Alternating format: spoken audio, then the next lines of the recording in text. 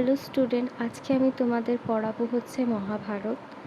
পড়ানোর আগে বলে দিই, যারা যারা আমার কাছে পার্সোনাল ক্লাস করবে তারা আমাকে ডিএম করবে।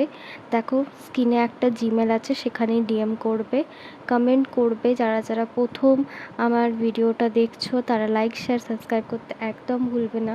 চলো ভিডিওটা করি শুরু। কাশিরাম দাস ছাড়া মহাভারতের অন্য দুজন অনুবাদকের নাম হলো গোবিন্দ পরমেশ্বর ও শিকর নন্দী। গোবিন্দ পরমেশ্বর ছিলেন বাংলার সুলতান হোসেন শাহের সেনাপতি পরাগল খাঁয়ের সভাকবি। পরাগল খাঁ ছিলেন বিদ্যাসাহী ও হিন্দুদের গ্রন্থাধিপতি অনুরত্তক। তাই তিনি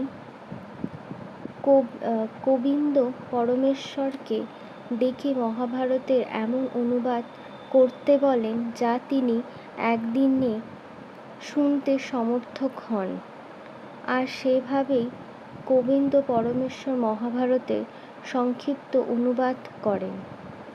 মহাভারতের কোনো ঘটনা বাদ পড়েনি। গোবিন্দ পরমেশ্বর খুব সম্ভব হুসেন শাহের গৌড় সিংহাসন লাভের সময় থেকে তার পুত্র নুসরত শাহের রাজত্বকালের মধ্যে এই মহাভারত রচনা করে থাকেন। গোবিন্দ পরমেশ্বরের প্রায় সমকালে শিকর নন্দী নামে আর এক কবি মহাভারতের অনুবাদ করেন। তিনি পরাগল খাঁয়ের পুত্র ছুটি খাঁর সভাকবি ছিলেন। ছুটি খাঁর আদেশে শিকর নন্দী বেদব্যাসের মহাভারত পরিত্যাগ করে জৈমিনী ভারত অবলম্বনে মহাভারতের অশ্বমেধ পর্ব অনুবাদ করেন। শিকর নন্দী অশ্বমেধ পর্বটি সংক্ষেপে বর্ণনা করেছেন।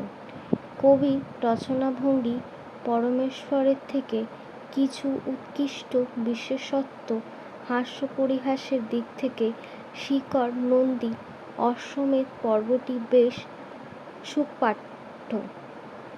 এই দুজন কবি একসময় একই শাসনবংশের পৃষ্ঠপোষকতা লাভ করেছিলেন বলে একের পুঁথিতে অন্য ভণিতা এবং রচনাংশ অনুপ্রবেশ করেছে, কিন্তু তাই বলে দুজনকেই এক কবি বলা যায় না, কারণ দুজনেরই পৃথক অশ্বমেধ পর্বে পাওয়া গেছে।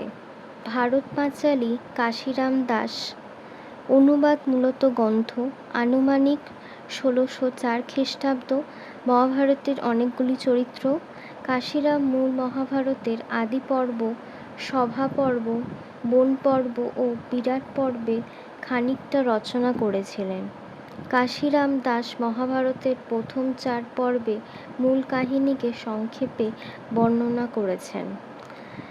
পরাগলি মহাভারত গোবিন্দ পরমেশ্বর অনুবাদমূলক রচনা 16 শতকের প্রথমার্ধে। বাংলার সুলতান হোসেন শাহের সেনাপতি ছিলেন পরাগল খাঁ। তিনি চট্টগ্রাম জয় করেন। তার সভাকবি ছিলেন পরমেশ্বর। তিনি পরমেশ্বরকে বলেন অল্প পরিসরে মহাভারত রচনা করে বলেন যাতে তিনি সমগ্র মহাভারতটি শুনতে সমর্থক হন। তার নির্দেশেই তিনি অতি সংক্ষেপে মহাভারত রচনা করেন।